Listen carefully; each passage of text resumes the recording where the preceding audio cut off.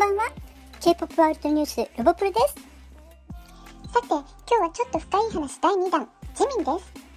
音楽カルチャー界の権威、ローリングストーン氏の2021年6月号 BTS 表紙プロジェクトに際して行われたインタビューでは、一人一人が真面目にかなり興味深い内容の語りをしています。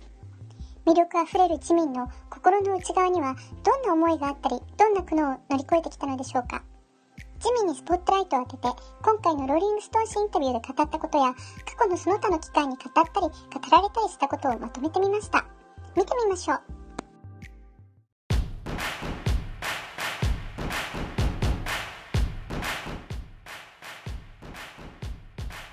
ローリングストーン氏は、ジミンは並外れた表現力の高さで美しく踊るダンスの達人でありながら、ほぼ不可能な息の超高音で見せてきたシンガー。彼のパフォーマンスの力強さからは意外だが、自分では内気な性格だという。ファンには火の打ちどころのないパフォーマンスを見せなくてはならないと考え、自分の間違いに厳しい。どうやら相当な完璧主義者のようだと紹介しました。マイケル・ジャクソンやアッシャーなど海外アーティストからも韓国のアーティストからももちろん影響を受けたが、実はメンバーのみんなの仕事ぶりをずっと見てきたことによる影響がとても大きい。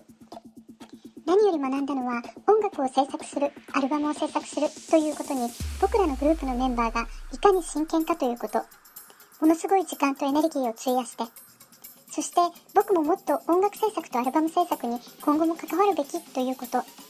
またしてもメンバーのみんなに大きく刺激された。あの曲で僕は初めて自分の声の持ついろいろなニュアンスの違いを全て出せて、自分のボーカル表現力の細部をじっくり見せられたと思う。ジミンのようなトーンの歌手は珍しい。すごく魅力的な歌手だ。実は自分はダンスが好きではあっても得意だと思ったことはなかった。もともとは中学時代に友人が放課後にダンスを習いに行こうと誘ってくれたのがきっかけで踊りを始めたが、踊れば踊るほどどんどん好きになっていき、もっとたくさんのクラスを取りたくなり、どっぷり使っていった。ダンスを習っている時はストレスから解放されることに気づいたのもその時だった。踊っている時は自分だけの別の世界にトリップできて、嫌なことは何も考えなくてよかった。そこではとても自由になれた。そこではとても幸せになれた。デビューした後も今もその感覚と高揚感は変わらない。踊ることが僕にとっては行き着く最高の答えなんだ。ステージに立ってものすごい数の観客からの歓声を受けるあの感覚は常軌を逸する。まるで自分の魂が体から離れていくような、言葉では何とも言い表せないたまらない感覚。長いこと歓声の中で生きてきたので、突然のパンデミックの静けさに戸惑い、僕は一体何をしているんだろう、何が起きたと狂わんばかりだった。それまで普通に回っていたものが止まったその現実から目をそらせたかった。ただ自分を見つめ直す時間が持てたおかげで気づいたこともあった。一つは、みんなにずっと Love yourself, Love myself、 自分を愛そう、そして強くなろうと言ってきたのに、当の自分にそれが足りないことに気づいた。自分自身にもっと自分を愛し強くなれと言い聞かせなくてはと思った。それともう一つ気づいたことは、周囲の人にイラついてしまうことがあること。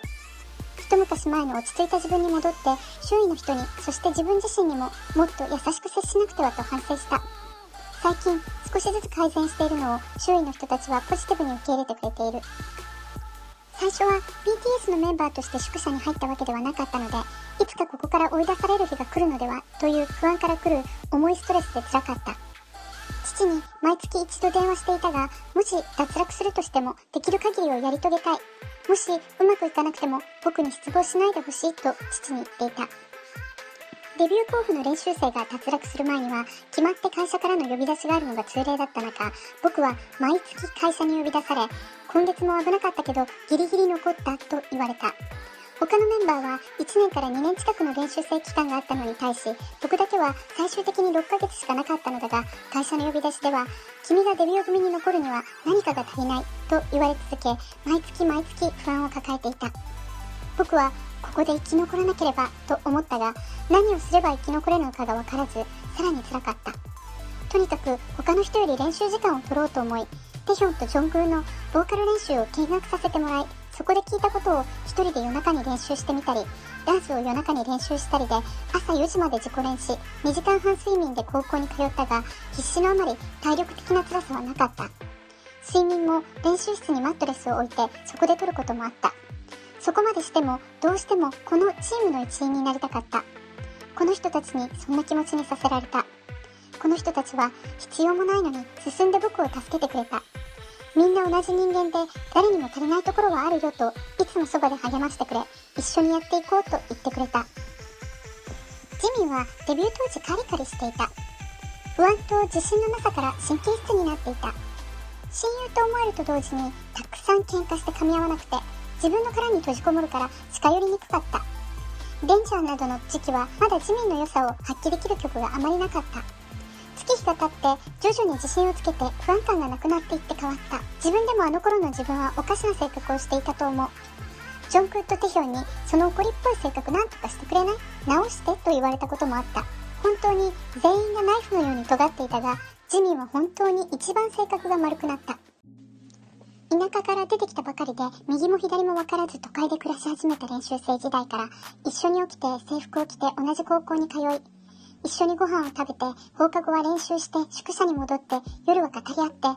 一緒に6年もこれをやってきた今は、君は僕にとってかけがえのない親友だ。デビュー前に君が不安と戦っていた時、僕は会社に呼ばれ、チームの中にジミンがいることをどう思うかと聞かれた。僕は、ジミンは僕が落ち込んでいる時も元気な時もいつもそばにいてくれる。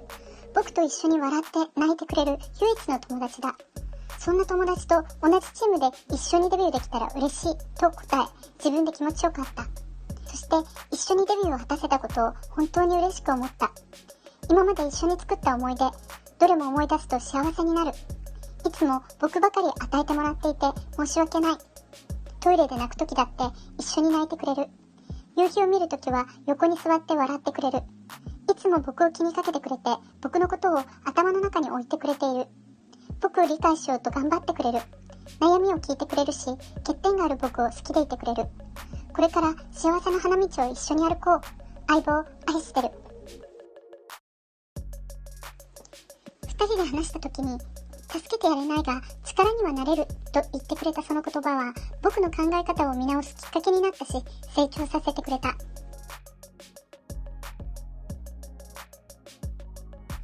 最初、何の取り柄もないし、訓練も足りないし、力不足な僕をこのメンバーが助けてくれたからこそ今があります。自分を見つめ直させてくれました。心から感謝しています。メンバーみんなすごくかっこよくて最高ですよね。このメンバーと一緒にいられるなんて僕は幸せです。努力一つでここまでの人気にたどり着いた人だと思うほどの努力家。ジミン兄さんは確実に僕らの中で一番自分に厳しく、一番努力家です。デビューした時、みんなより練習生期間が短かったことですごく焦っていたし、自信もなかった。今も欠点がたくさんあるが、ファンが応援してくれるのに費やしている時間や気持ちやいろいろなことを思うとキュンとなって、今の活動ができていることに感謝するし、この仕事自体が心から好きでならない。同時にこんなにも献身的に応援してくれるファンのことを考えると、自分が間違いを犯すことが許せない。だからもっと楽になれとか、もっと自分に寛容になれと言われても、このファンへの特別な思いがある限りはちょっとそれは難しい。以前はここをもっと改善しなさいと言われるとカッとなって、とにかく自分に対して無性に腹が立っていた。次第に人からのアドバイスを受ければもっと上手くなれるんだと前向きに考えられるようになった。そしてもっと上をという挑戦欲も湧くようになった。ジミンはとても努力家で、さらに上をと目指し、世界的に有名な歌手たちと肩を並べたいと思っているので、僕も頑張らなきゃと刺激してくれる。実家に帰った時、一度両親の前で泣いたことがある。両親に、僕は寂しい。友達さえいないんだ。有名人が友達を作るには常に何かを与えなくちゃいけないんだ。みんなは僕をもう普通には見てくれない。有名人としてでなく、僕のことを聞いてくれ、僕の意見も求めてくれる普通の友人関係を作るのは無理なのか、と。そんな心理状態の僕にある友達が、お前にはメンバーがいるじゃないか。僕もいるし、もう一人のあいつもいるし、数は少なくても本当の友達がこれだけいれば生きていくのに十分じゃないか、と言ってくれた。この言葉は今も毎日のように思い出している。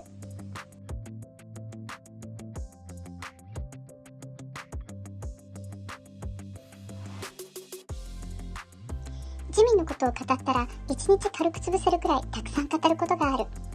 ジミンはとても人に好かれる人で、それは彼の最大の財産。本当に多くの人に愛されている。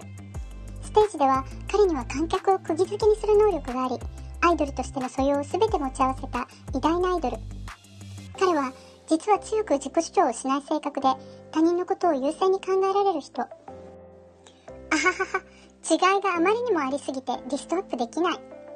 ぶつかり合う違う性格ばかり。例えば僕はややのんびりでおとなしく内気な性格。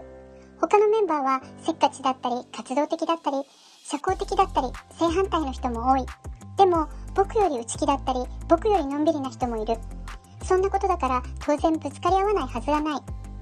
僕たちはその個性に歯向かわずしっかり理解し合って認め合う方法をとってきた。時には誰かを待ってあげることだったり、質問をしてあげて何を考えているのかを引き出してあげたり、そんな付き合い方でお互いへの理解を深めて乗り越えてきた。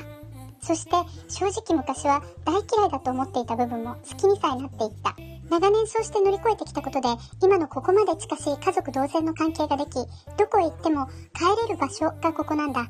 初めてプサンからソウルに出てきて J-HOPE が迎えてくれた時、ダンスが好きだって聞いたけど僕もダンスが好きだからこれから意見交換しながらやっていこうと言ってくれたけど、その後半年の練習生の間交流は全くなかった。ステージで力を発揮する彼からは本当に教わることが多い。この人はすごい。おそらく僕は今までにこのグループの一員でなくなることは考えたこともない。メンバーなしで一人になったらどうすればいいのかなど想像もできない。デビューの前から僕の目標はいつもこのメンバーと同じグループで活動できることだった。年を取っていつか髭を伸ばす時が来てもその思いは変わらないと思う。体がついていけなくて踊れない年が来たらステージの上にメンバーと一緒に座って歌いながらファンと交流できればと思う。そんな形も悪くないと思う。だから結論としてはずっと可能な限り長くこのグループの一員として活動を続けていきたい。